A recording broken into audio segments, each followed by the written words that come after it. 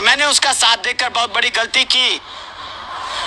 28 मार्च को सीमा ने जो बच्चा देने का नाटक किया वह मेरी योजना का हिस्सा था।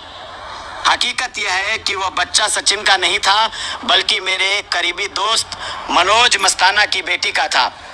मनोज की बेटी जो एक आदमी के साथ अवैध और गलत रिश्ते में भाग गई थी। मैं इस रिश्ते के परिणाम स्वरूप एक बच्चे को जन्म दिया था। वही बच्चा सीमा को दिया गया ताकि वह उसे अपना बताकर भारत सरकार से नागरिकता प्राप्त कर सके।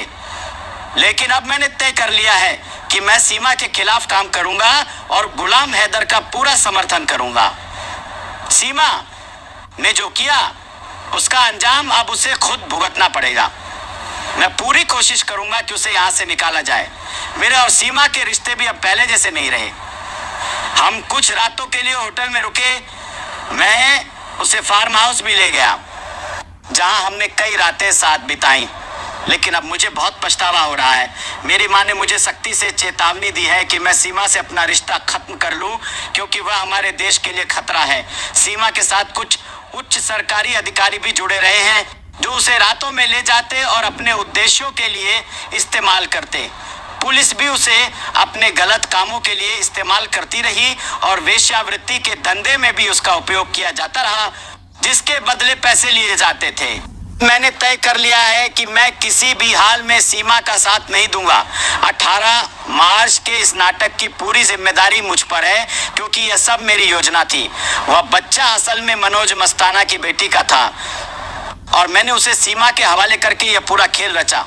लेकिन अब मैं सच के साथ खड़ा हूं और सीमा के खिलाफ आवाज उठाऊंगा।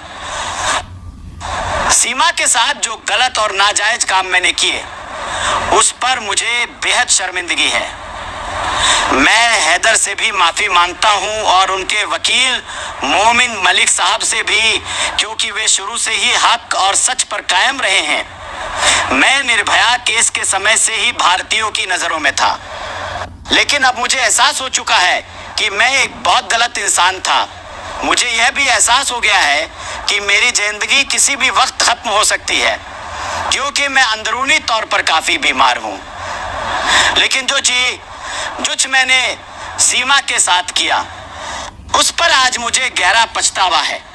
मैं मोमिन मलिक साहब के पास जाने के लिए तैयार हूं, उनके कदमों में गिरने के लिए भी तैयार हूं। बस वे मुझे माफ कर दें और मेरे खिलाफ जो अदालती मामले चल रहे हैं उन्हें खत्म करवा दें ताकि मैं बच सकूं। अब मैंने मलिक का साथ दूंगा और चाहता हूं कि सीमा भारत से निकलकर पाकिस्तान डिपोर्ट हो जाए। सीमा के साथ मैंने ही नहीं बल्कि कई मंत्रियों, सलाहकारों और नेताओं ने भी नाजायज काम किए जो कि हमारे धर्म में बिल्कुल गलत हैं। लेकिन सीमा आज भी मुसलमान है। आखिरी मुलाकात में उसने खुद मुझसे कहा था कि वह मुसलमान है, मांस खाती है और इस्लामी नियमों का पालन करती है। इसके अलावा एक और हैरान करने वाली बात यह है कि सचिन भी मुसलमान बन चुका है। लेकिन उसकी और सीमा की आपस में बहुत ज़्यादा लड़ाइयाँ होती रहती हैं।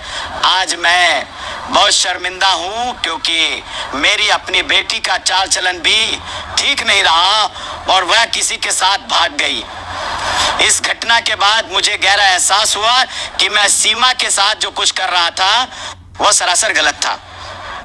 मैं जल्द ही एक और बड़ी आपातकालीन प्रेस कॉन्फ्रेंस करने वाला हूँ, जिसमें शुरू से लेकर अब तक की पूरी स्थिति को विस्तार से बताऊंगा। मैं ये बताऊंगा कि सीमा हैदर नेपाल कैसे पहुंची, और जब मैं नेपाल पहुंचा तो मैंने वहां उसका स्वागत किया। हम होटल विनायक में ठहरे, जहां मैं और सीमा एक ही कमरे में थे, जबकि मैंने सचिन को दूसरे कमरे में शिफ्ट करवा दिया। बाद में मैंने सीमा को वो बॉर्डर भी दिखाया जहां से उसे भारत में अवैध रूप से प्रवेश करना था, और मैंने उसे अपने इलाके का परिचय भी दिया। इसके बाद मैं वापस भारत लौट आया। अब मैं ये सारी बातें अपनी अगली वीडियो में साझा करूंगा, लेकिन मैं बहुत शर्मिंदा हूँ।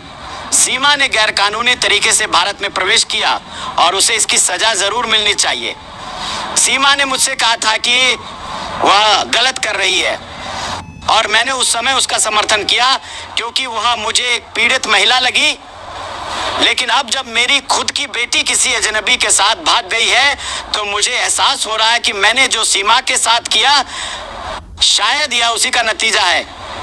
अब मुझे पूरा यकीन हो चुका है कि गुलाम हैदर अपने बच्चों को लेने भारत आ रहे हैं। विदेश मंत्रालय और गृह मंत्रालय के दफ्तरों से मुझे पता चला है कि उनका वीजा पूरी तरह से तैयार हो चुका है और वे किसी भी समय भारत पहुंच सकते हैं। मैं उनका स्वागत करूंगा और अपने घर ले जाऊंगा। जितना संभव हो सकेगा उनकी सेवा करूंगा, क्योंकि वे हमारे मेहमान हैं और शुरू से ही सच के साथ थे।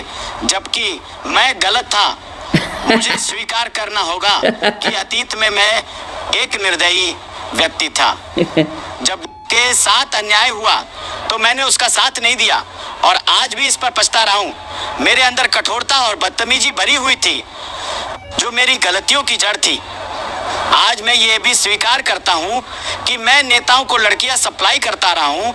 मेरी पत्नी दुबई में एक सैलून चलाती है जो असल में सिर्फ नाम का सैलून था, जबकि वास्तव में वो एक वेश्यावृत्ति का अड्डा था।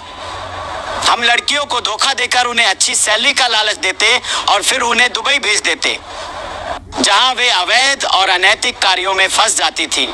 लेकिन अब मैं इन सभी बुरे कामों से तौबा कर रहा हूं और कभी इन गलतियों को नहीं दोहराऊंगा।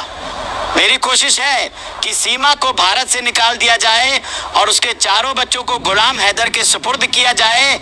मैं मोमिन मलिक साहब के साथ हूं और जो भी कानूनी कार्रवाई होगी उसका सामना करने के लिए तैयार हूं। इसी तरह योगी सरकार ने भी सीमा का समर्थन किया था और 18 मार्च को सीमा के बच्चा पैदा होने के नाटक की पूरी जिम्मेदारी मुझ पर है।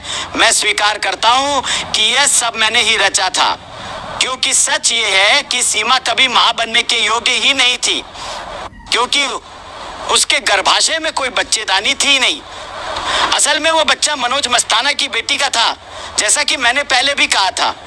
यह कहना जरूरी हो गया है कि जो पाकिस्तानी यूट्यूबर्स सीमा के खिलाफ आवाज उठा रहे हैं वे बिल्कुल सही कह रहे हैं, और जो मुझे बुरा भला कहते रहे वे भी सही हैं, क्योंकि मैं वास्तव में गलत काम कर रहा था।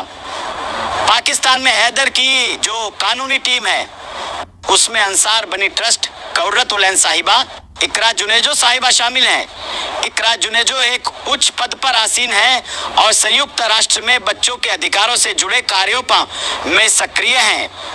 आने वाले कई दिनों में वे पाकिस्तान में मानवाधिकार मंत्री भी बन सकती हैं। सीनियर पत्रकार शाहिद हुसैन, वकास अब्बास, शबनम वक्तौक, तनवीर अफरोज और रोशन अली अजीम साहब भी सम्मान के हकदार हैं, क्योंकि उन्होंने पाकिस्तान में गुलाम हैदर के केस की नींव रखी थी।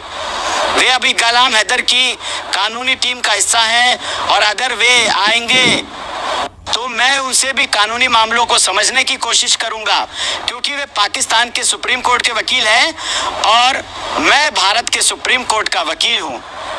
जब हम बैठेंगे तो कानूनी मुद्दों पर चर्चा करेंगे। अन्य यूट्यूबर्स जिन्होंने हमेशा मुझे बुरा भला कहा, मैं आज उन सभी को सलाम पेश करता हूं। भारत से मंजू गोस्वामी और सुनीता ने भी सीमा के खिलाफ जबरदस्त अंदाज में आवाज उठाई और आज मैं उन सभी के साथ खड़ा हूं। अंसार बनी ट्रस्ट को मैं दिल से सलाम पेश करता हूं। इससे और मेरी ख्वाहिश है कि एक दिन अंसार बनी साहब के कदमों में बैठकर उनकी बातें सुनूं।